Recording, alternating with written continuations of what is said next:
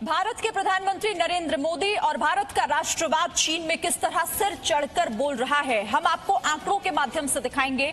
और ये आंकड़े खुद चीन के सरकारी अखबार ग्लोबल टाइम्स ने जारी किए हैं। ग्लोबल टाइम्स के सर्वे के मुताबिक 50% चीन के नागरिकों की पसंद भारत है, 51% चीन के नागरिकों की पसंद मोदी सरकार है और 70% चीन के नागरिक ये मानते हैं कि भारत में चीन विरोधी भावना बेहद है।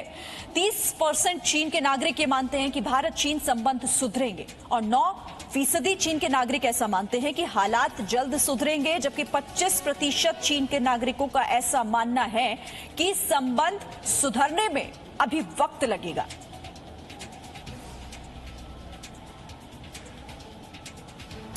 तो क्या चीन को ब्रांड मोदी से डर लगता है? क्या चीन प्रधानमंत्री नरेंद्र मोदी की लोकप्रियता से घबरा रहा है? ये सवाल इसीलिए क्योंकि एलएसी पर अपनी हार को छिपाने के लिए चीन ने अब भारत के राष्ट्रवाद को निशाना बनाया है। चीन का ये कहना है कि भारत की कार्रवाई के लिए वहां पर बढ़ रही राष्ट्रवाद की भावनाएं जिम्मेदार हैं। वहीं चीन के सरकारी अखबार ग्लोबल टाइम्स ने लिखा है कि कांग्रेस मोदी सरकार को गिराने की ताक में है। ग्लोबल टाइम्स के लिए बयान के बाद बीजेपी ने राहुल गांधी को चीन का हीरो बना दिया। राष्ट्रवाद ये हमारी प्रेरणा है। भारत के राष्ट्रवाद से क्यों जले जिनपिंग? जब एलएसी पर चीन की एक नहीं चली, जब लद्दाख में चीन को मुंह की खानी पड़ी, जब भारत ने चीन की विस्तारवादी साजिश को नाकाम कर दिया, तब चीन ने साधा भारत के राष्ट्रवाद पर निशाना।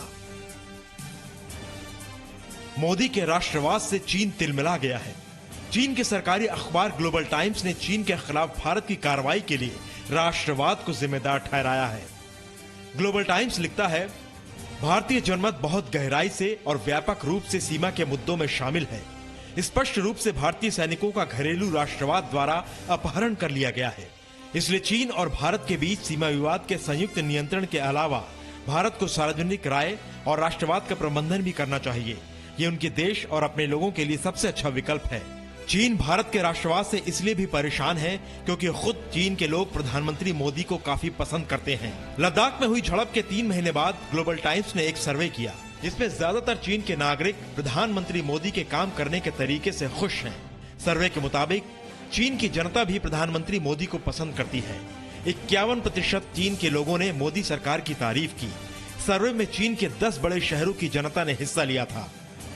लेकिन इस सर्वे के बावजूद चीन का सरकारी अखबार ग्लोबल टाइम्स धमकी देने से बाज नहीं आ रहा।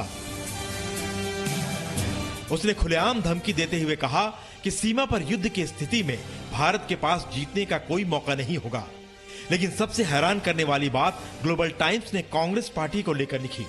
ग्लोबल टाइम्स ने ट्वीट किया, चीन के साथ सीमा तनाव के बीच भारत के प्रधानमंत्री नरेंद्र मोदी और बीजेपी इस वक्त बहुत दबाव में है। कांग्रेस पार्टी बीजेपी सरकार को गिराने की कोशिश कर रही है। कांग्रेस जोखिम भरी विदेश नीति और घरेलू नीतियों पर सरकार को घेर रही है। ग्लोबल टाइम्स के इसी ट्वीट पर बीजेपी ने सोनिया गांधी और राहुल गांधी पर निशाना साधा। बीजेपी ने आरोप लगाया कि चीन की सेना कांग्रेस का एजेंडा चला रही है। राहुल जी, आपको बहुत बहुत मुबारकबाद हो। Rahul Gandhi, congratulations to you. पहले तो आप पाकिस्तान के ही हीरो थे, क्योंकि आपने आर्टिकल 370 के खिलाफ कहा, आपने सर्जिकल स्ट्राइक पे सबूत मांगा, एयर स्ट्राइक के विरोध में कहा, तो पाकिस्तान में तो आप हीरो बन ही गए थे। पाकिस्तान में हर घर में बच्चा बच्चा आपको जानता है कि राहुल गांधी हमारे साथ खड़े हैं। मगर आज आप चीन के भी हीरो बन गए हैं। एलएसी पर नाकाम होने के बाद चीन अब हिंदुस्तान की ताकत देखकर घबराने भी लगा है, क्योंकि भारत को धमकी देने वाला ग्लोबल टाइम्स ये भी लिख रहा है कि चीन की सेना को एलएसी पर बुरे से बुरे हालात के लिए तैयार रहना चाहिए। Bureau report, ji media. Presenting V News app, available on Google Play and App Store. Download it now.